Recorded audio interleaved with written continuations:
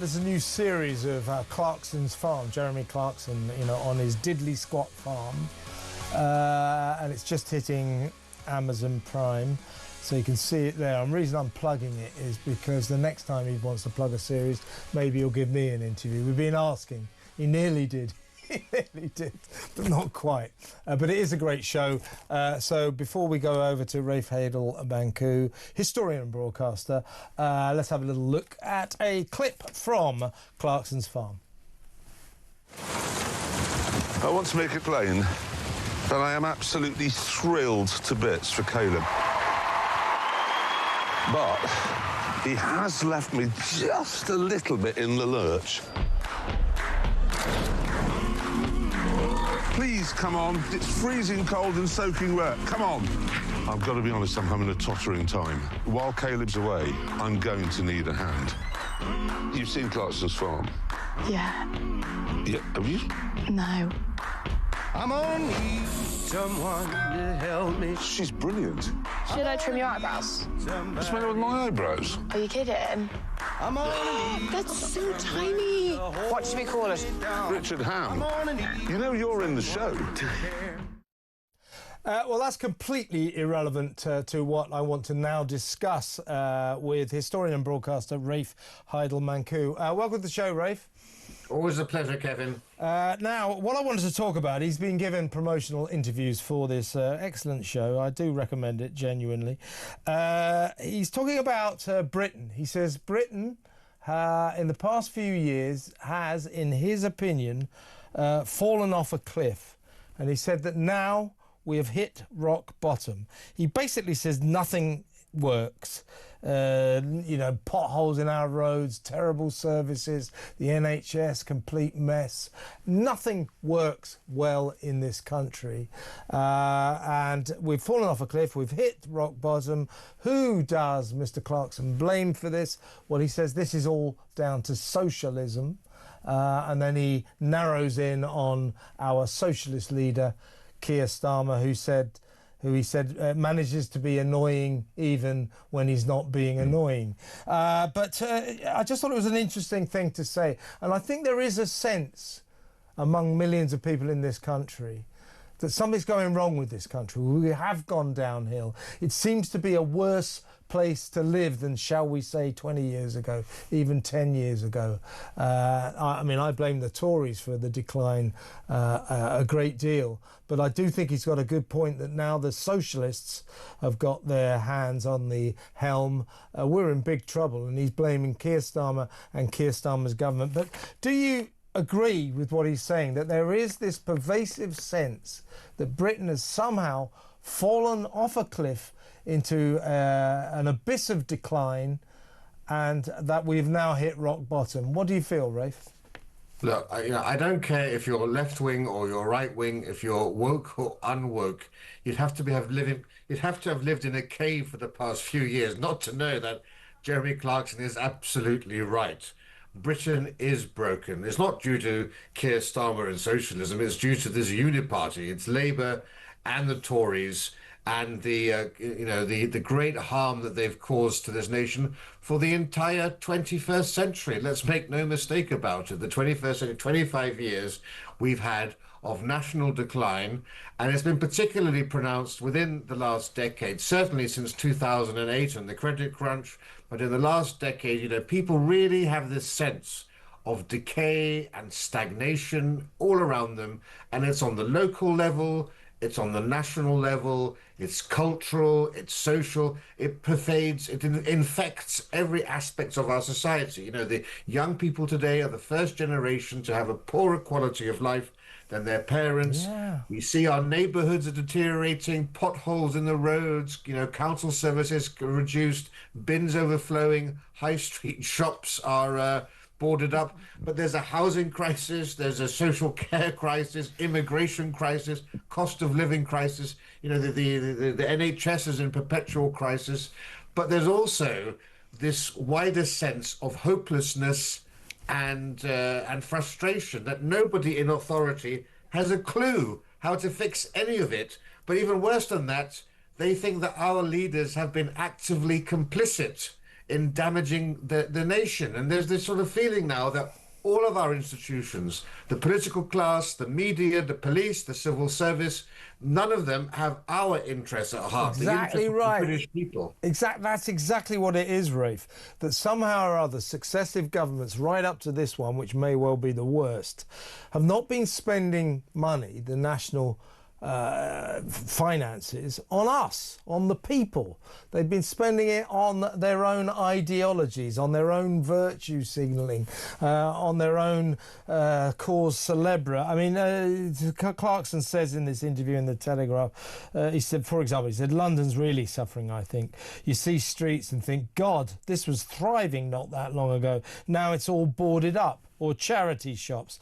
As you walk around for the first time in all of London, you're conscious about not being on your phone. Be careful. It's a big change. It's socialism. The sewage doesn't work. Mobile phone coverage has got worse. And the potholes. He goes on to say, I know I'm sounding like an old person now, but it is shocking. I don't know what they do with the money. Well, I would say, particularly now we've got these Tories, but the socialists, this Labour lot, but the Tories weren't much better.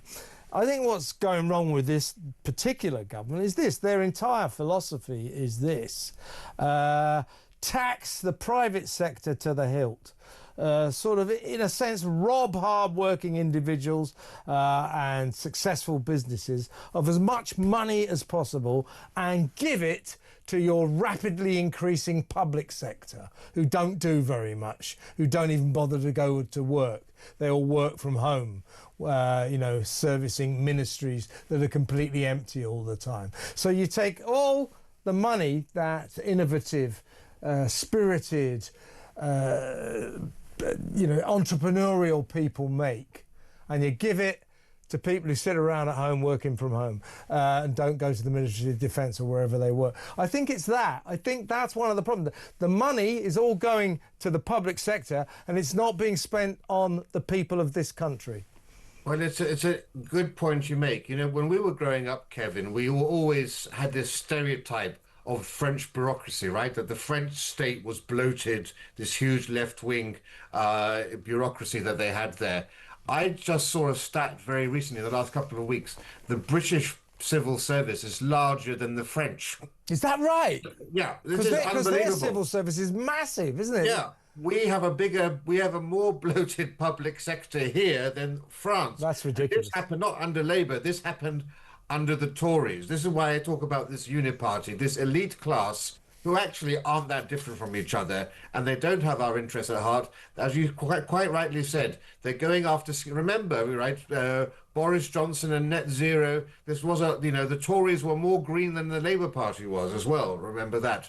And of course, fundamentally, it was the Tories who brought in mass immigration as well. And you have to understand our low productivity. Nobody links our, productivity is the greatest crisis we face. That's why our economy is stagnant. Nobody has been brave enough to link that to immigration, let alone the fact, of course, that we've had essentially low-skilled immigration coming in and the burden that places on the taxpayer because they are a net burden from the moment that they set foot on this country. £7.5 billion a year is paid out to 1 million foreigners through universal credit. That's just one thing entirely. And of course, because of that, you see all of our public services, our GPs, our hospitals, our schools, housing, all under the pressure and the weight of all of that.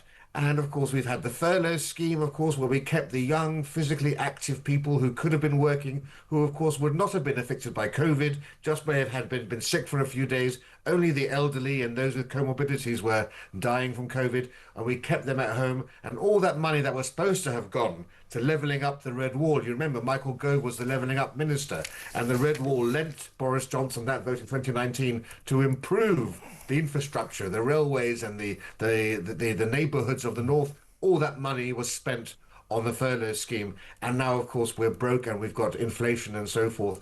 And added to all of that, of course, we have this constant war of attrition to erode our national self-confidence. So we see around us decay, but all we're seeing from the political class, from the media, from our cultural institutions is this never-ending attack on British culture and history and identity, which just saps the soul. And so intellectually, mentally, spiritually, physically, everything just seems broken in a spiral of decline, and our towns and cities across this country, people watching the show, they go out on their streets, their own towns and cities bear no resemblance to the places that they grew up in. They are living in a foreign town quite often, and quite often they're becoming increasingly third world towns.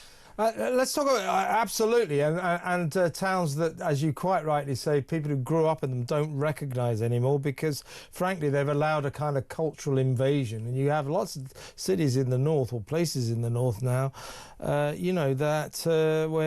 great swathes of the population don't even speak English. Completely different culture to us. So there's that.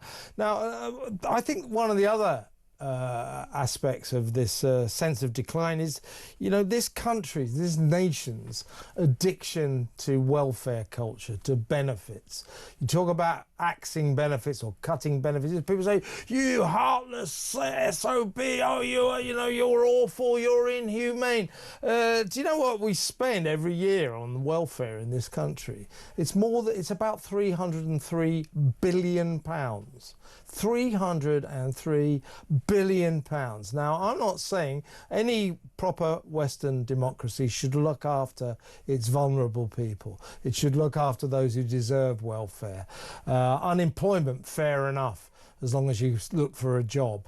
We should help all of those people. But frankly, this country, we give huge amounts of welfare to people who've got jobs.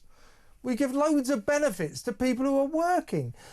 We are addicted to welfare, aren't we? You take a country like America, which is far from addicted to welfare. Look at its economy, look at ours. Look at the happiness of the people in America, look at the happiness of the people here. Benefits and welfare don't make a nation happy. I think they spoil a nation. Yeah, and of course we're at the stage now where we've got probably 3 generations of people who have been born into that benefit culture.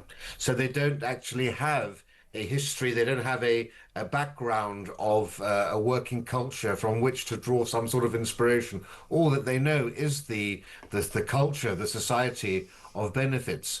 And that's one of course that one of the arguments for mass immigration was, oh well, the indigenous British population, they won't run restaurants, they won't work in the NHS, they won't be cleaners, we have to import these people too.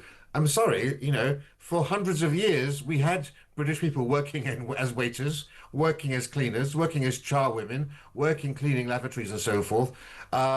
What's changed, of course, is there's no incentive for these people to do it because they can earn more money from benefits. Yeah. What we need to do is we need to incentivize people to go and do those jobs, but that means you need to pay them a decent wage. And what's happened is big business has been very happy to flood the nation with migrants who will work for a low wage.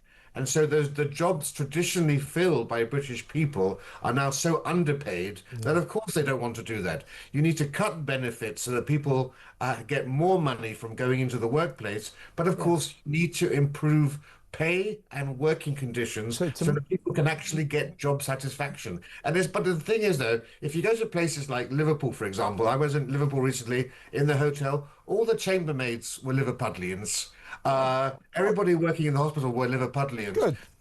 So one of the things, when you get to areas where actually there isn't a migrant community, you do have white British doing those jobs. But it's in the rest of the country, it seems as if people just rely on migrant workers to do the jobs that their grandparents would do. And, ever since I was young, and that's a long time ago, I've heard politicians for donkeys, decades now, saying we have to make work pay. We cannot continue it being more profitable to be on welfare and benefits than it is to work. They've been saying this for 50 years and it is still a massive problem. I think another problem, as we discuss the decline of Britain, let's hope one day we get a government that can turn this great nation around. Fingers crossed. We've waited a long time. Yeah, well, let's keep our fingers crossed. You never know. But I think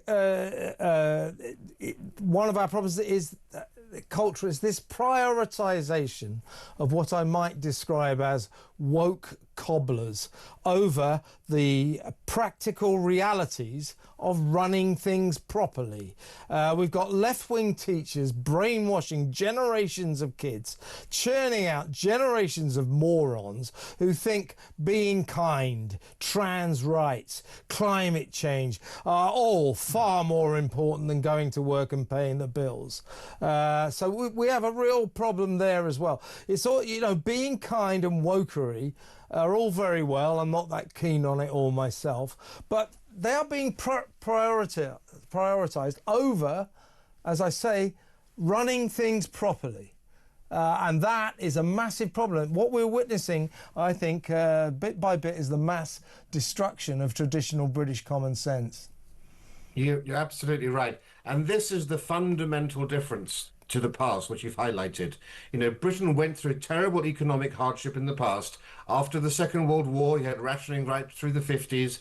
In the 1970s, we were the sick man of Europe.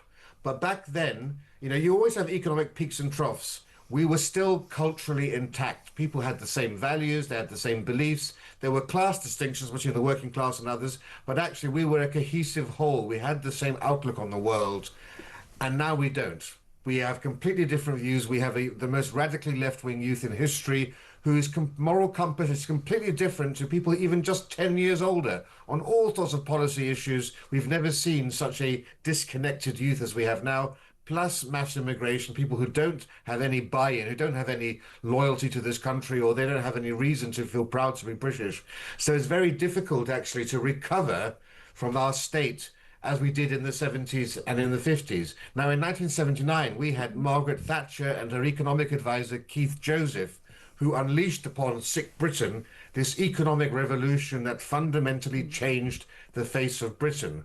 What we need now is a similar person who can do the same thing, but not just for the economy, for our culture and for our society. That's a huge task, but we need a revolution in this land to shake us out of this malaise and fundamentally transform how we see ourselves and how we function as a country. And I don't see, unfortunately, anybody on the political landscape who's up to that task. Well, I'm not going to add to that, Rafe, because that was beautifully summarised, our crisis summarised there. And yes, we need someone. We need a hero to save this nation. Rafe Haydel-Mankoo, historian and broadcaster, thank you so much.